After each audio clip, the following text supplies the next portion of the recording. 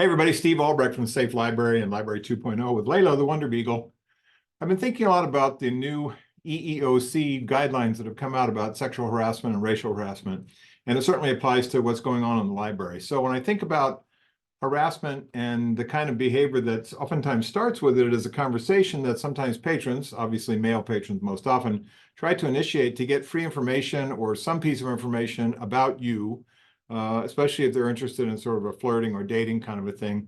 And I'm really careful to tell you that what you already know is that even a little piece of information, and some of these guys are pretty good social engineers, can turn into a lot of information on Google or some other dark web, deep web dive that they do on you. So that doesn't mean you have to be a robot, but you really got to be cognizant of personal boundaries and to simply say, I'm not being impolite, I'm being careful. And so I think a little impoliteness every once in a while with these guys is useful.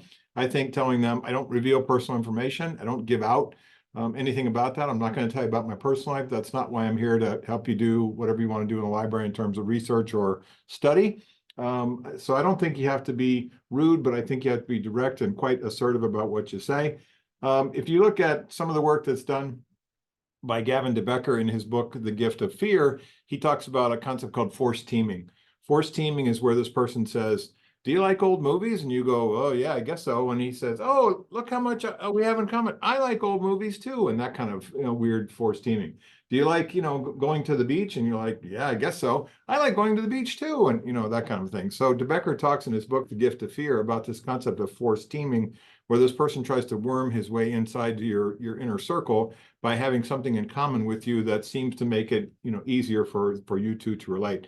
Do not give out that kind of information. Even small amounts of data can be sometimes really derived off of Google or other places. There's a lot about you that you don't want out there. So it's really about boundaries, and Layla's getting wiggly, so it's time to wrap up.